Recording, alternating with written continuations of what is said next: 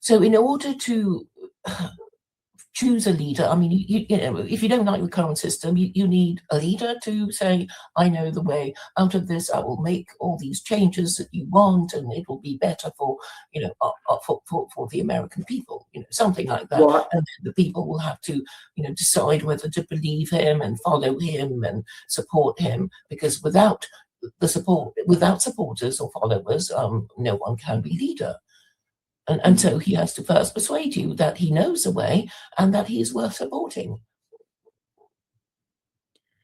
Yeah, I mean, I think the field is wide open. I mean, like I said, with the fact that there's not many people who are actually willing to tell other people what to do and lead them, you can go and take authority pretty easily in this country and take power and take leadership. And well, it wasn't easy for Trump. That's done outside of the political field. It's done outside of the big elections and all this kind of stuff.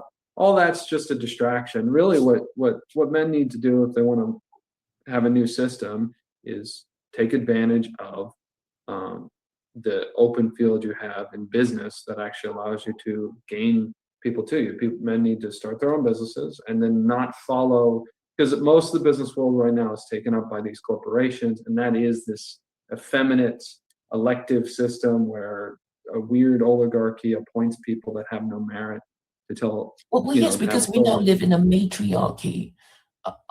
Do you think? Well, I've addressed this before. I don't think women are at the top of the hierarchy. I actually think that's almost an impossibility. Well, I would tend to agree with you, but above the women is a society where most parents are not married parents.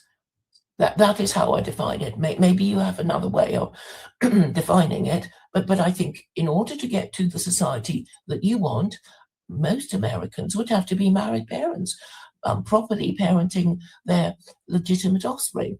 And in order to do this, the law needs to change, because currently no Western government even supports the idea of marriage, do they? They support gay marriage, yes. Well, the law doesn't affect people that much in marriage. It affects people in divorce, and it affects people in fornication and all these things that are corruptions of marriage. But if people actually want to be married, I mean, if they're subject to a church, the church law affects it quite a bit. But the political law, but the church is separated from most the people are in considering America. common law marriages right now. That's what people But the church is separated from the state in America. So I guess you will have to find another way. And again, it's always, you have to change the law in order to change human behavior. What I'm trying to tell you is that the state is functionally inconsequential for the vast majority of things people. How can you say that when so many people complain about the government and look to the government to solve their problems, be it immigration or crime or whatever? The way I just said, of course you need a government. People also in America complain about the actions of celebrities, about the actions of English. Yes, I know that there's a whole bunch of stuff. English royal family. What I'm trying to tell you is that the reason why. So when people complain about it, that doesn't prove that it's consequential. One of the reasons that people do is because they don't have other things in their life that would actually inspire them. As soon as they do, they usually don't pay attention to politics. No, but if there's a problem, then they need to solve it, don't they? I mean, if there's a problem, isn't there a political process that needs to be undergone to solve the problem? No, the political process will come in its own time. No, you have that. You have a social. So what do you say? So if somebody is saying, Nathaniel, I'd love to say what I'm saying. Let us. What can you do to lead us out of this terrible state? What are you going to say? I can employ you. No, but nobody wants to. They want you to change the laws, right? I mean, if you want to be top dog in America, and I guess that's supposed to be precedent, you need to make some promises and show you're capable of keeping them, and then you get elected. I mean, you're going to say the process is corrupt, but let's say it's not corrupt. then you would have to lay out your manifesto and say, here are my promises, these are my policies, and I will lead you to better government.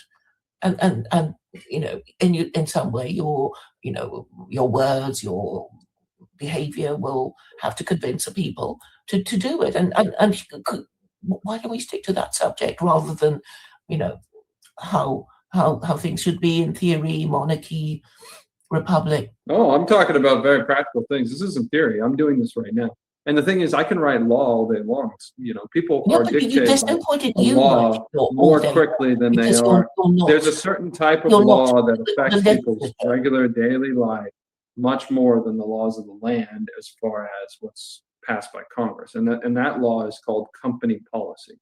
And so it comes back to the same thing. If you want me to change the law, well, it's easier in business.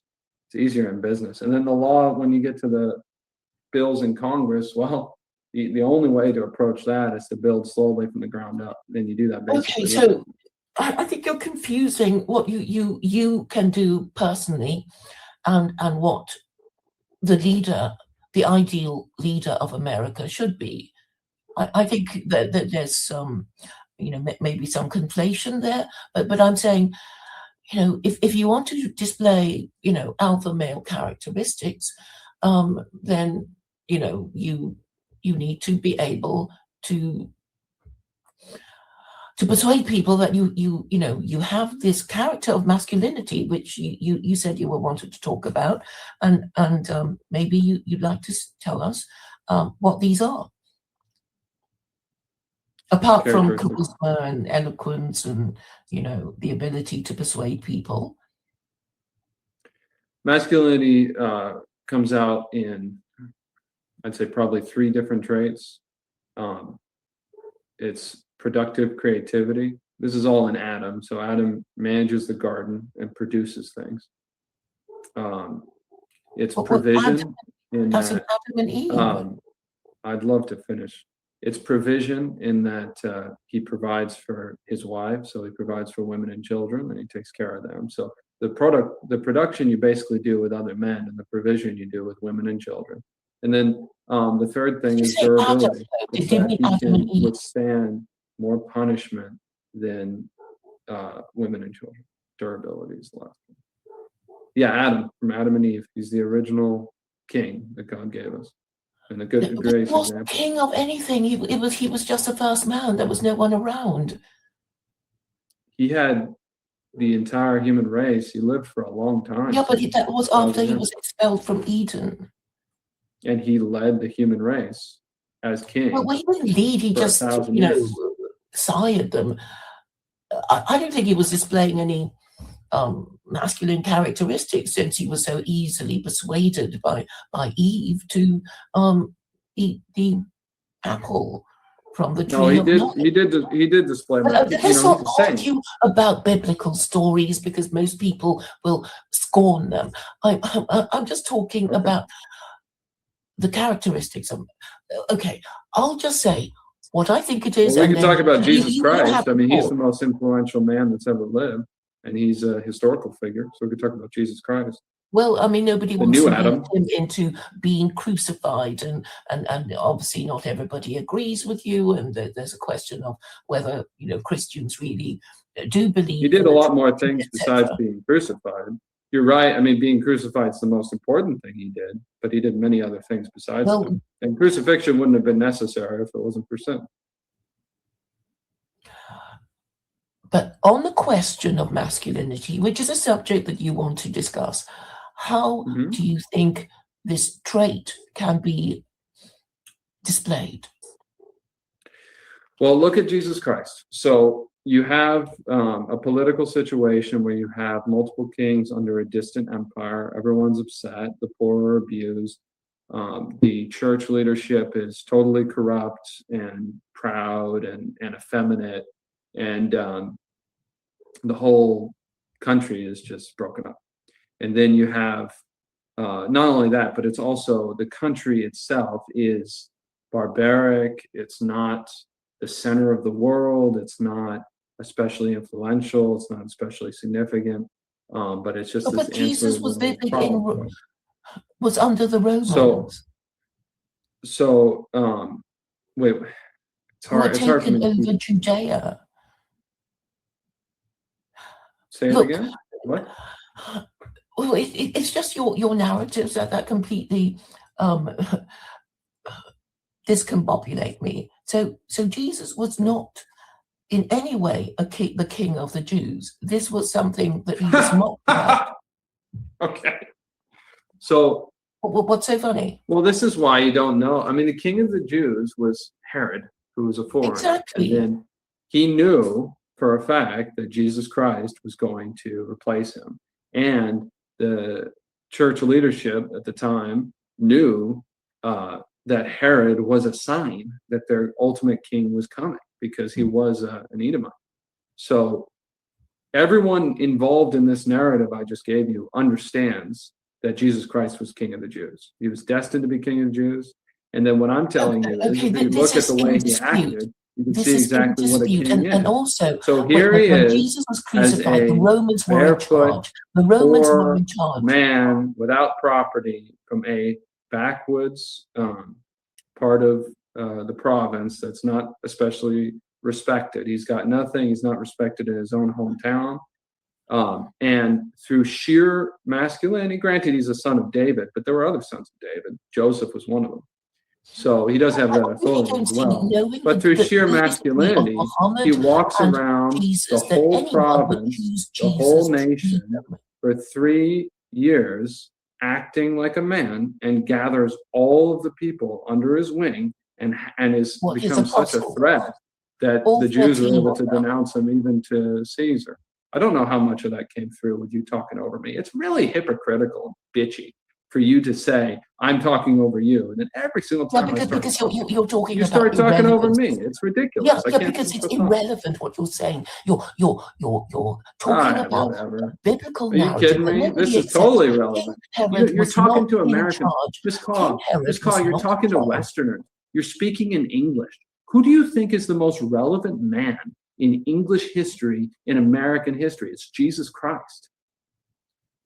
The majority of all Englishmen, the majority of all Americans have been loyal to Jesus Christ. I'm not saying that Christianity did not form the basis of Western civilization, but we are talking about leadership. Now, there's more than one. There's no better example. Right? You're saying that Jesus was the basis of Western civilization, but the point is, most Westerners do not believe in God. They're basically atheists. So we are talking about, government and who's going to lead government, and the widespread atheism and cynicism of most Westerners. So by talking about Jesus, you're in a way showing naivete.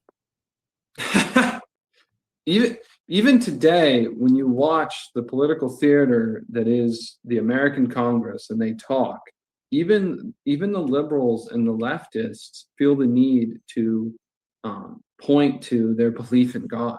What you're saying, it's not true by experience. It's false. I mean, the story's not yet over, is it? What? I mean, are you really saying that America is going to become a monarchy with the Pope defending his divine right to rule? Is this the... No, that's not what I said at all. I said America already has many kings and the potential for monarchy. And in the future, it will probably balkanize and form under many, many different monarchs. And there will probably be a few republics in there. That's my prediction, which is a common enough prediction. People say, well, the country's going to collapse and there'll be roaming warlords and stuff like that. Yeah, I mean, that's a very common, this is not a crazy prediction. I'm just using words that is this what you fixated on.